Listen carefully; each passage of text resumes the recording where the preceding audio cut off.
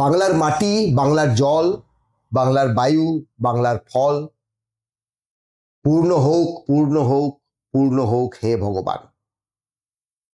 বাংলা শিল্পীপক্ষের বাংলার বন ও বন্যপ্রাণ বিষয়ক যে পডকাস্টের সিরিজ চলছে, আজকে তার চতুর্থ পর্ব। আমাদের সঙ্গে আজকে উপস্থিত আছেন মাননীয় শ্রী ইশাক লিমুক, যিনি ইশাক রাভা নামেই সমধিক প্রসিদ্ধ। গয়েরকাটা খুঁটিমারি রেঞ্জের পাশে সংলগ্ন জগন্নাথ গ্রাম পঞ্চায়েতের বাসিন্দা এবং বন এবং বন্য প্রাণ সম্পর্কে অত্যন্ত চিন্তাশীল একজন মানুষ। আমরা শ্রী ইশাক রাভাকে অভিনন্দন জানাই। আমাদের প্রথম প্রশ্ন, যে বনের সংলগ্ন অঞ্চলে, একদম বন সংলগ্ন এলাকায় বাস করার অভিজ্ঞতা থেকে আমাদের দর্শকদের যদি একটু বলেন যে বন্য প্রাণীদের আচরণে কি পরিবর্তন আসছে, তারা মনুষ্য বসতির মধ্যে কতটা ঢুকছে এবং কেন ঢুকছে। এই প্রেক্ষাপটে যদি আমরা আলোচনা করি তাহলে অনেকগুলো বিষয়বস্তু আমাদের মাঝে চলে আসবে। তো প্রথমত আমরা আলোচনা করি এখন বন জঙ্গলের অবস্থা কেমন। যদি বলা যায় এখন বন জঙ্গলের অবস্থা খুবই ভালো নয়। বনপ্রাণী কেন গ্রামে ঢুকছে সেটা হচ্ছে আসল বিষয়। বনপ্রাণীদের জঙ্গলে ঢোকার মূল উদ্দেশ্য শুধুমাত্র এখানে হাতির অত্যাচার বা হাতি ঢুকছে সেটা নয়। এখানে চিতাবাঘ, লেপার্ড, কিছু কিছু বনবিড়াল, নানা রকম বন্যপ্রাণী গ্রামগঞ্জে ঢুকে থাকে। আমি বিগত কয়েক বছর ধরে দেখছি, যেমন ফালাকাটা, কখনোই সেখানে হাতি যাওয়ার মতন রাস্তাই নেই, শহর অঞ্চল, পাকা রাস্তা, পাকা বাড়ি, কিন্তু সেই সব জায়গাতেও বন্যপ্রাণী ঢুকে যাচ্ছে। আমি বিগত বছরে দেখেছিলাম নর্থ বেঙ্গল ইউনিভার্সিটি, সেই ক্যাম্পাসে হাতি ঢুকে পড়েছে। এর কারণগুলো হলো, মূলত প্রথম কারণ হচ্ছে খাবারের খোঁজে। তারা ক্ষুধার্ত, খিদে পায়, খেতে পায় না। কারণ হচ্ছে বন জঙ্গলে সেই খাবার মতো সেই জিনিসটাই নেই এখন, মানে যথেষ্ট খাবার নেই বললে চলে। এখন বনপ্রাণী কি কি খায়, ধরে নিলাম হাতি কি খায়। অনেক সময় হাতিরা গাছের ছাল, পাতা, লতা পাতা এগুলোই খেয়ে বেঁচে থাকে। যদি এইসব জিনিস বন জঙ্গলে যথেষ্ট থাকতো তাহলে তাদের কি কোনোভাবে প্রয়োজন হতো তারা বন জঙ্গল থেকে আমাদের পরিবেশে চলে আসা? তারা তো আমাদের সঙ্গে সম্পর্ক করতে আসেনি, তারা আমাদের সঙ্গে এটা করার জন্য এসে তারা যেন কিছু খেতে পায়। হ্যাঁ, খাবারের খোঁজে এসছে, সেখানেও মানুষেরা তাড়িয়ে দিচ্ছে। সেখানে আবার একজন নম্র হাতি এখন হিংস্র হয়ে গেছে। আমি আমার ঠাকুরদার থেকে শুনেছিলাম, আমাদের গ্রামের কিছু বয়স্ক লোকরা, বৃদ্ধ লোকরা বলতেন, এক সময় আমরা আমাদের গ্রাম থেকে গয়েরকাটা পর্যন্ত যাওয়ার জন্য মূল রাস্তা হচ্ছিল মেন ফরেস্টের ভেতর দিয়ে যাওয়া, ফরেস্টের ভেতর দিয়ে যেতে হবে। সে সময় সামনে হাতি দেখতে পেলেও হাতি কিছু করতো না, আজকের থেকে প্রায় 30-40 বছর আগের কথা। কিন্তু এখন যদি আমি হাতির মুখোমুখি হয় তাহলে কিন্তু মানুষ আর বাঁচতে পারবে না। এর বিভিন্ন কারণ রয়েছে। প্রথমত তো হচ্ছে অবৈধভাবে গাছ কেটে ফেলা হচ্ছে। জঙ্গলের বন জঙ্গলের মানে বনগ্রাম যেগুলো রয়েছে সেখানকার আশেপাশের লোকগুলো তো সেই বন জঙ্গলের উপরে নির্ভর। শুধু এক সময় বলা হতো, আমরা বিভিন্ন বইগুলোতে, রিসার্চ কপিগুলোতে পড়েছিলাম, বনের মানুষরা ওই জঙ্গলে মধু খেয়ে বেঁচে থাকে, ওখান থেকে খাবার খুঁজে নিয়ে আসে, ঠিক আছে। কিন্তু এখন সেটাকে একটা ব্যবসায় পরিণত হয়েছে, বনের গাছ কেটে ব্যবসা শুরু হয়েছে। আর রিসেন্টলি সেটা বন্ধও হয়ে গেছে, একটু কমে গেছে এখন কিছুটা। সরকারও এটার বিষয়ে একটা পদক্ষেপ নিয়েছিল। সঙ্গে সঙ্গে যদি বলি তাহলে এখানে এনভায়রনমেন্টাল চেঞ্জেস, পরিবেশের যে আবহাওয়া পরিবর্তন, এই আবহাওয়া পরিবর্তনের কারণেও কিন্তু বন্যপ্রাণীদের অনেক কষ্ট হচ্ছে, অনেক ক্ষতি হচ্ছে। মূলত আমরা এপ্রিল মে মাসে নতুন গাছের পাতা গজাতে দেখি, যে কোনো গাছের, কারণ শীতের সময় গাছের পাতা ঝরে যায়। আর এপ্রিল মাস থেকে নতুন পাতা উঠতে শুরু করে। আর জুন মাস জুলাই মাস বৃষ্টি হয়। হ্যাঁ, জুন মাসে কিছু মানে প্রথম মাসের দিকে বৃষ্টি না হলো আমি কিছু বললাম না, 15-20 দিন বৃষ্টি না হলে কোনো অতটা পরিবর্তন আসবে না। কিন্তু এবছরে আমরা দেখতে পেলাম যে বনগ্রামের আশেপাশে যতগুলো আছে, এর দীর্ঘ বছর ধরে দেখে আসছি সময় মতো বৃষ্টি হতো, কিন্তু রিসেন্টলি কয়েক বছর ধরে যেভাবে মানুষের আমাদের পরিবেশের যে পরিবর্তন ঘটে আসছে, ঠিক তেমনি আবহাওয়া পরিবর্তন ঘটে আসছে। তো কি হয়, সেখান থেকে পরিবেশের যে পরিবর্তনটা, যেমন বৃষ্টি সময় মতো হচ্ছে না, তো গাছের লতা পাতা তো শুকিয়ে যাবেই, অনেক গাছও মরে যায় এই সময়। এটা একটা চেঞ্জেস। যে সময় বৃষ্টি হওয়ার দরকার ছিল সেই সময় বৃষ্টি হলো না, যে সময় বৃষ্টি হওয়ার কোনো দরকারই নেই সেই সময় বৃষ্টি হচ্ছে। তার মানে আমরা দেখতে পেলাম খবরের কাগজে, আমি গত বছর মেঘালয়ে ছিলাম, 5ই অক্টোবর মনে হয়, সে সময় মেঘালয়ে তো প্রচুর বন জঙ্গল, কিন্তু 5ই অক্টোবরতে বিশাল বড় বন্যা চলে আসে, নিউজ আর্টিকেল গুলোতে দেখতে পারবেন। আর রিসেন্টলি উত্তরবঙ্গে যে 2025-এ 5ই অক্টোবরে যে বৃষ্টি হলো, অনেক বড় বন্যা চলে গেল, ওই সময় মানুষ হাহাকার হয়ে গেছে। তো এটা কেন হচ্ছে? এটা ক্লাইমেট চেঞ্জেস। যদি এনভায়রনমেন্টাল ক্লাইমেট চেঞ্জেস নাই হতো, তাহলে কিন্তু আজকে বন্যপ্রাণীরা সেখানে একটু সাহারা হতে পারত। আর একটা জিনিস বিষয় আছে, সে এখানে ডিস্টারবেন্স। কিরকম বলতে গেলে, দেখো, ফরেস্ট প্রায় 20 কিলোমিটার 25 কিলোমিটার, কিছু কিছু জায়গায় 50 কিলোমিটার জুড়েও হয়, উত্তরবঙ্গে বিশেষ করে। তার মাঝ বরাবর রাস্তা তৈরি হচ্ছে, বড় বড় NH হাইওয়ে তৈরি হচ্ছে, NH4 NH5 তৈরি হচ্ছে, NH6 পর্যন্ত হচ্ছে বন অঞ্চলের মাঝ বরাবর। তো সেই জায়গায় গাড়ি চলাচল করছে, দিন রাত চলছে, তাতে গাড়ির হর্ন বাজছে, মিউজিক সিস্টেম বাজছে আশেপাশে বনগ্রাম থেকে। তাতে কি হয়, মানে তাদের মধ্যে আতঙ্ক সৃষ্টি হয়, আর সেই আতঙ্কে তারা ভয় পায়। যেমন বললাম, আজ থেকে 40 বছর আগে বন্যপ্রাণীরা জঙ্গলেই থাকতো, সে গ্রাম কি জিনিস সেটা অতটা বুঝতো না, আসতোই না, মানুষকে তাড়া করতো না, মানুষকেই ভয় পেত। এখন পর্যন্ত মানুষকেই ভয় পাওয়ার কারণেই তারা হিংস্র হয়ে গেছে, যেন তারা রক্ষা পায়। কারণ তো যদি দেখি আমরা, যদি গ্রাম অঞ্চলে ঢুকছে তাহলে তারা তীর ধনুক নিয়ে বেরোচ্ছে, কেউ মানে কিছু ঢাল নিয়ে বেরোচ্ছে, তাকে মারার চেষ্টা করছে। তো অত বড় হাতি হলেও মানুষের কাছে ভয় পাওয়ার কারণে তারা পালিয়ে যায়, আর সেখানে কোনো মানুষকে যদি একা পায় সেখানে ছেড়ে ফেলা হয় না। আমার নিজস্ব আত্মীয় পরিবার থেকে গত বছরে আমার কাকার যে জামাই ছিল, সেই অ্যাটাকে মারা গেছেন। আমার পাশের বাড়িতেই গত বছরেই মারা গেছেন। এরকম বিভিন্ন হিংস্র জানোয়ার জন্তুদের থেকে অনেক মানুষ মারা গেছে। চিতাবাঘের হানা আপনাদের গ্রামে?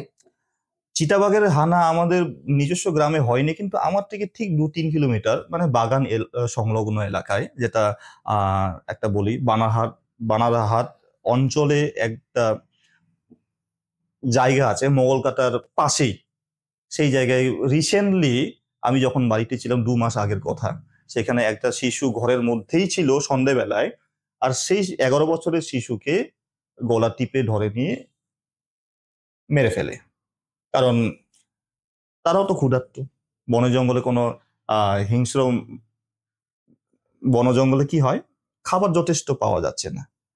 যে আমরা এক সময় পড়েছিলাম না, লাইফ সাইকেল বিষয়টা এখন মানুষই কিন্তু নষ্ট করে দিয়েছে। প্রাণীদের বা জীবনের যে লাইফ সাইকেলটা মানুষরা কিন্তু শেষ করছে।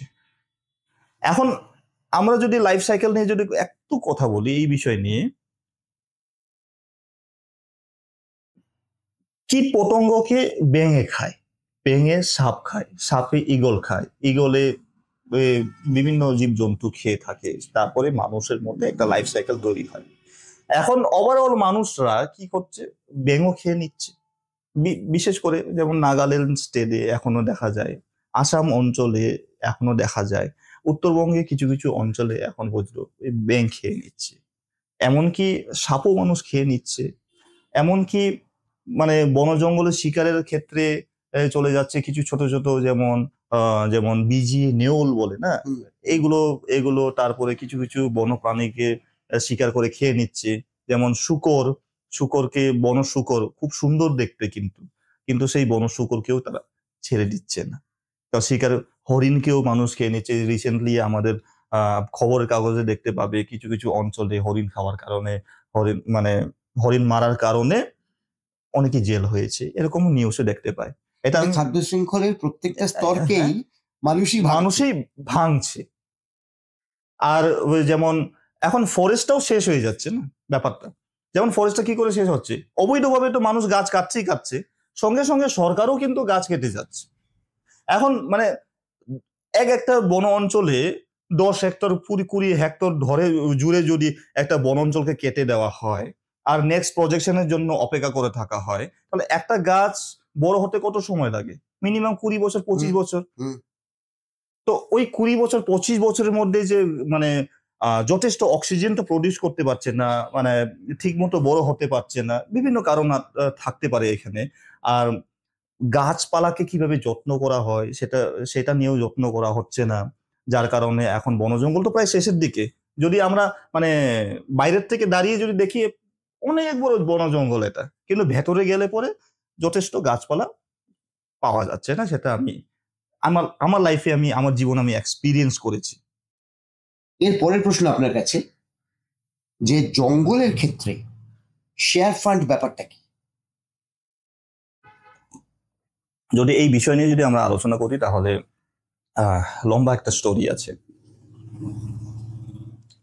যে আমাদের বনজঙ্গলে যতগুলো বনজঙ্গল আছে, সেটা ইন্ডিয়ান ফরেস্ট অ্যাক্টের ক্ষেত্রে বলছি, এখন তো সমস্ত বনজঙ্গল কিছুটা রিজার্ভ হয়ে গেছে, আর কিছুটা আনরিজার্ভড ফরেস্ট ভিলেজারের হাতে রয়েছে। তো সেখানে ফরেস্ট ভিলেজাররাই কাজ করে বনজঙ্গলে বনে গাছ লাগানো, পরিষ্কার করা, সমস্ত বনগ্রামের আশেপাশের লোকেরাই করে থাকে। ঠিক আছে, তো প্রতি বছরে বা 2-3 বছর অন্তর অন্তর একটা প্রজেকশন হয়, বড় বড় গাছগুলো কেটে ফেলবে। এটা কি রিজার্ভ ফরেস্টের মধ্যে না আনরিজার্ভ ফরেস্ট? আনরিজার্ভ ফরেস্টের ক্ষেত্রে বলছি। আর রিজার্ভ ফরেস্টের ক্ষেত্রে আমাদের কাছে অতটা আইডিয়া নেই, কিন্তু যেগুলো আনরিজার্ভ ফরেস্ট সেগুলোর বিষয়টা বলি, যেটা আমি নিজের চোখে দেখে এসেছি। তো ধরে নিন ওখানে অনেকগুলো গাছ কেটে নেওয়া হলো, বড় বড় গাছগুলো, যেগুলো প্রায় 100 গোলায় 200 গোলায় এরকম গাছ হয়েছে, বড় বড় শাল কাঠগুলো। তো আগে তো লাতর পাওয়া যেত, এখন জঙ্গলে লাতর নেই। টিক গাছ পাওয়া যেত, সেগুন গাছ যেটা বলে, সেটা সাধারণ ভাষায় টিক গাছও বলে, সেটা এখন প্রায় দেখাই মেলে না বলে মনে করলেই হয়। কিছু কিছু গাছ আছে, হলং গাছগুলো আছে, আর জেলুর বলে একটা গাছ আছে, যেগুলো মূলত হাতিদের মূল খাবার, তাদের ছাল ছিঁড়ে খায়। তো কি হয়, বড় বড় যে শাল গাছগুলো আছে সেগুলোকে কেটে ফেলে নতুন প্রজেকশন দেওয়া হয় যে সেখানে একটা নতুন গাছ আবার নতুন ভাবে কাজ করবে। কারণ বনগ্রামের আশেপাশের লোক তো বেরোজগার, তাই না, কাজকর্ম নেই, এখন বনের ওপরে সাহারা, এখন বনেই সেখানে কাজ করবে।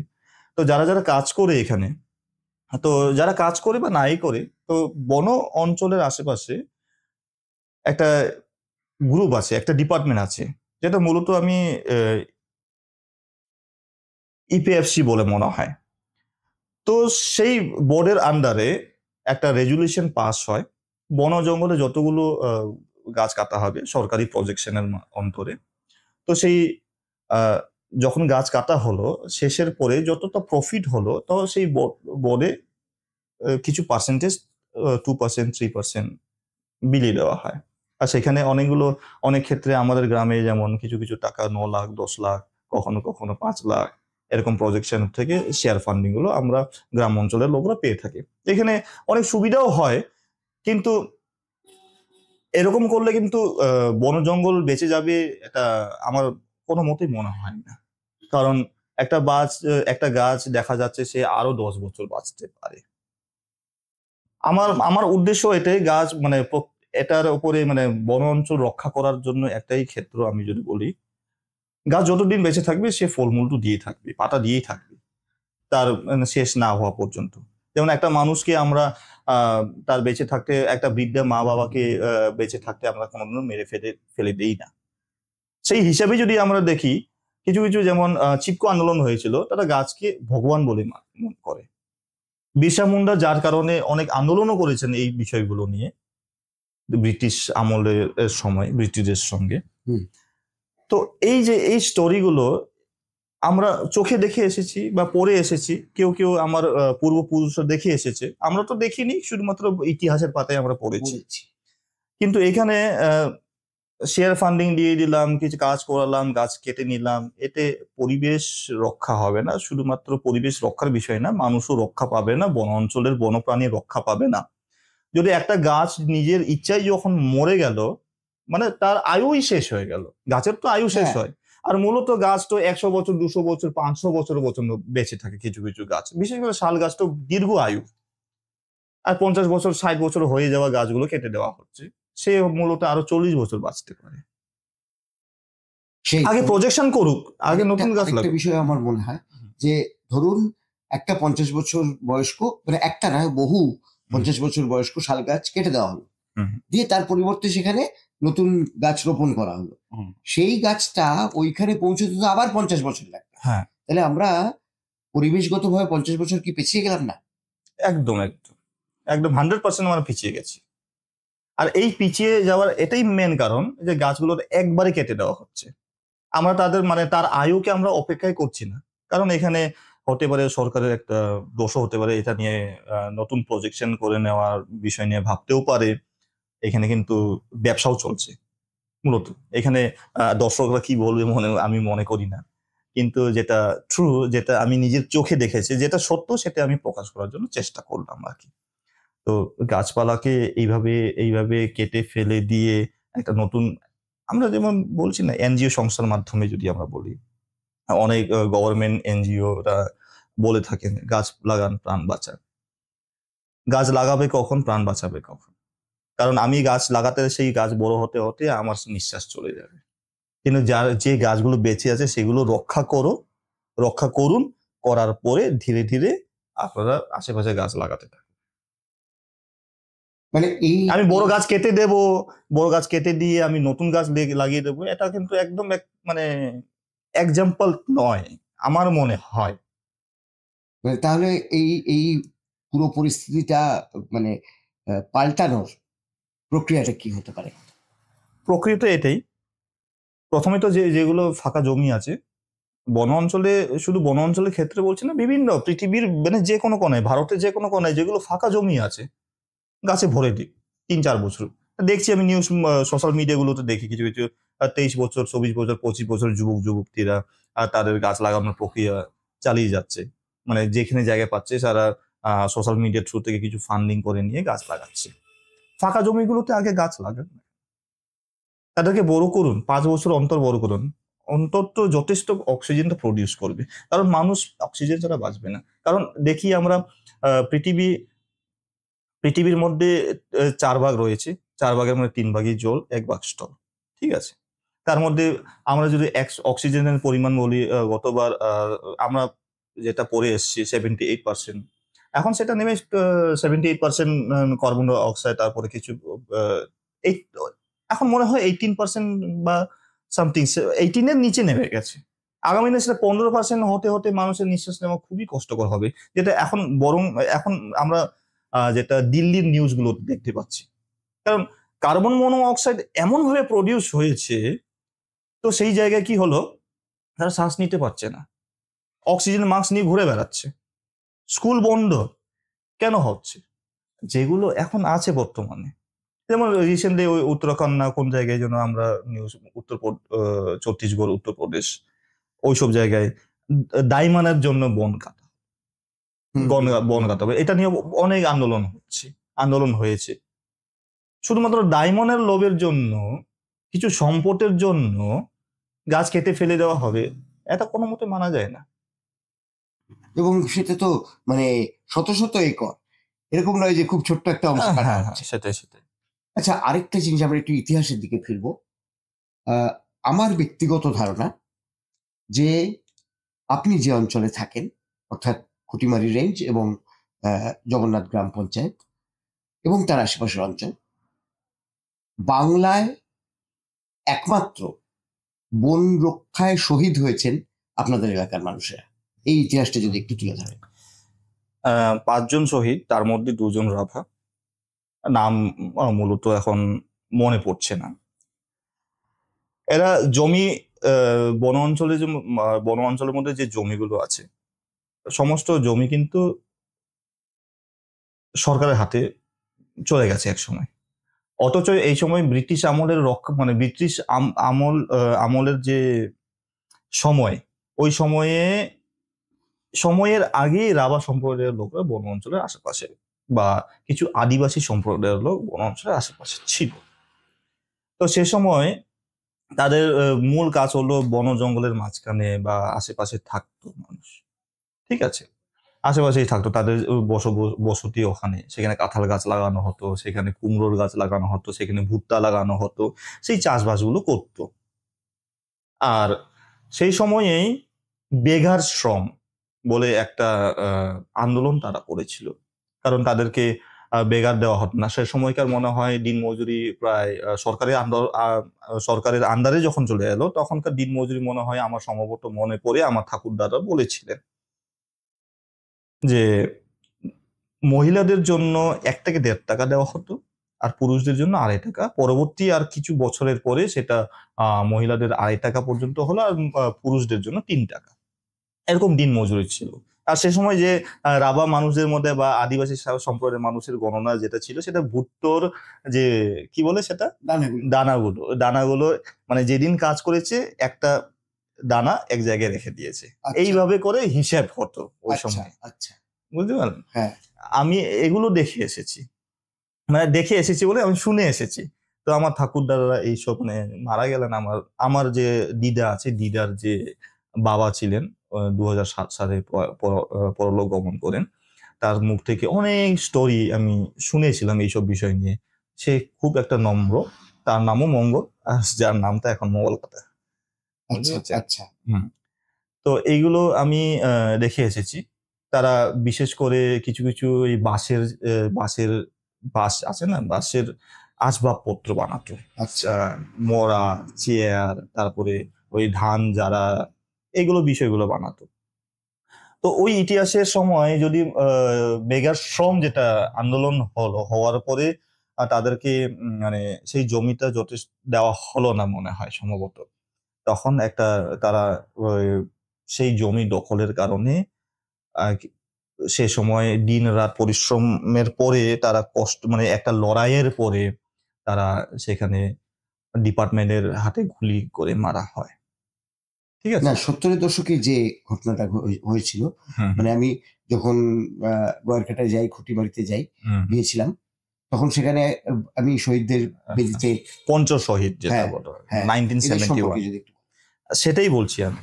সেটাই যে বেগার শ্রম বলে একটা প্রথা ছিল ওই সময়। বেগার শ্রম মানে রাভা সম্প্রদায়ের লোক বা আদিবাসী সম্প্রদায়ের লোককে যথেষ্ট শ্রম দেওয়া হচ্ছিল না, কিন্তু যে জায়গায় তারা বসবাস করতো সেই বসবাসের জায়গাগুলো তাদেরকে দেওয়া হচ্ছিল না। ঠিক আছে। আচ্ছা, যার কারণে মূলত সমস্ত ওই বনভূমি তো প্রায় শেষের দিকে ওই সময় কেটে ফেলে আবার নতুন করে লাগানো হয়েছিল। আমি দেখে আসিনি, কিন্তু আমি শুনেছি নতুন করে তখন ওই লতা পাতা বা কিছু পাতা, ছোট ছোট গাছগুলো ছিল, কিন্তু ওই শাল গাছ অত বড় গাছগুলো ছিল না। ঠিক আছে। কিন্তু নতুন করে লাগানো হয়েছে, কিন্তু সেখানে যথেষ্ট শ্রম দেওয়া হয়নি মূলত। আর যারা তারা যেখানে বসবাস করতো সেই জায়গাটুকু তাদেরকে দেওয়া হচ্ছিল না। আচ্ছা। আর যার কারণে তারা এক আন্দোলনে নেমে পড়ে। আর তখন সেখানেই তারা শহীদ হয়। মানে গুলি চালায় কারা? বনরক্ষীরা? বনরক্ষীরা আর পুলিশরা মনে হয় সম্ভবত। মানে ব্যাপারটা এরকম দাঁড়ালো যে যে সম্প্রদায় বরাবর বনকে পুজো করে এসছে, বনের উপর নির্ভরশীল, বনের রক্ষাকর্তা, তারাই তথাকথিত বনরক্ষীদের গুলিতে শহীদ হলেন। এখানে যদি আমরা বলি, মূলত আমরা যারা ট্রাইব সম্প্রদায়ের কথা আমি এখানে উল্লেখ করব। যেমন আমরা ধর্মীয় বিষয় নিয়ে অনেক আলোচনা করি, ধর্মীয় নিয়ে আমরা অনেক কথাবার্তা বলি, ধর্ম নিয়ে সমালোচনা করি, এখানে অনেক খারাপ ব্যবহার নিয়ে আমরা কথা বলি। কিন্তু এই জায়গায় যদি আমরা একটা জিনিসটা ভাবি, যারা ট্রাইব ছিল তাদের কোনো ধর্ম ছিল না, তারা একটা সাংস্কৃতিক মানুষ, সাংস্কৃতিক জীবনযাপন করত, তারা বনকেই পুজো করত। কোনো কোনো দেবতা, যেমন আমি গারো হিলসে ছিলাম, তো তারা ফসলকে পুজো করে। এই যে রিসেন্টলি ওয়াঙ্গালা ফেস্টিভ্যাল হলো, আমি দেখে এসেছিলাম, হাজার হাজার 100 গ্রামস একটা ফেস্টিভ্যাল হয়, গুগলে সার্চ করলে পেয়ে যাবে যদি কেউ সেই বিষয়ে না জানা থাকে। বিভিন্ন ট্রাইবের এক একটা ফেস্টিভ্যাল হয়। কেন হয়? কারণ তাদের একটা মানে কোনো দেবতা ছিল না, কিন্তু যেটা নিজের চোখে দেখতে পেয়েছিল, হাওয়া, বায়ু বইছে, সেটাকে তারা দেবতা মনে করেছে, সূর্যকেই দেবতা মনে করেছে, কারণ এরাই ছিল তাদের সাহায্যকারী। সেই ইয়েদের রাভাদের যেটা আদি ধর্ম, হ্যাঁ, মানে আগে আপনার সঙ্গে আলোচনায় আপনি বলেছেন আর কি, যে প্রকৃতি পুজো, সেটা চিলাপাতা ফরেস্ট রেঞ্জের মধ্যে কিছু মানুষ এখনো এটি সম্পর্কে যদি একটু দর্শকদের বলেন। এটাকে বলা হয় মূলত রুংটুক, আমাদের ভাষায় এটা রুংটুক, বা আসামে কিছু কিছু রংটং, এরকম বিভিন্ন নাম রেখে দিয়েছে, ঠিক আছে, প্রচলিত নাম। তো আমাদের ভাষায় এটাকে রুংটুক বলে আমরা বলতাম। যেমন আমি রিসেন্টলি বললাম, গারোদের মধ্যে ওয়াঙ্গালা, এটা তাদের মধ্যে একটা পূজনীয় ছিল। তারা বিশেষ করে মানে কি বলবো, একটা ঘরের কোণে যেমন আমরা তুলসী পাতার গাছ লাগাই, কিছু মূর্তি লাগাই, সেরকম ছিল না, ঠিক তেমনই এই ট্রাইব গুলো কি করতো, ঘরের একটা জায়গায় তুলসী পাতা লাগা বা না লাগা, একটা কলসি রাখতো, কলসির মধ্যে কিছু চাল দিয়ে রাখতো, যেটা প্রথম ফসল হয়, যে ফসলটা প্রথম পায় সেখানে রেখে দিয়ে সেটা পূজন করে। কারণ সেটাই মানে সেই খাবারই কিন্তু তাদের কাছে একটা ভগবান। গির্জায় গিয়ে প্রথম ফসল, মানে যে ফসলটা আমরা খাইনি, সেটা লাউই হোক, মানে কোনো ফলই হোক, কোনো মূলই হোক, মুরগির ডিম পর্যন্ত, বা ছাগলের প্রথম বাচ্চা পর্যন্ত, বা গরুর প্রথম বাচ্চা পর্যন্ত, আমি প্রথম দুধ যে ছেঁকবো সেটা পর্যন্ত, যে ফার্স্ট টাইম হয়, সেটা আমরা বিলি দিই। আমাদের মধ্যে উপস্থিত ছিলেন শ্রী ইশাক লিমু। আমরা তার কাছ থেকে উত্তরবঙ্গের বিস্তীর্ণ বনাঞ্চলে এবং তার সংলগ্ন অঞ্চলে বসবাসকারী মানুষদের জীবন সম্পর্কে জানতে পারলাম, তাদের বর্তমান পরিস্থিতি সম্পর্কে জানতে পারলাম, বন এবং বন্যপ্রাণ কেমন আছে সেই সম্পর্কে জানতে পারলাম। অশেষ ধন্যবাদ আপনাকে। আমরা এই এপিসোড এখানেই শেষ করলাম। ধন্যবাদ।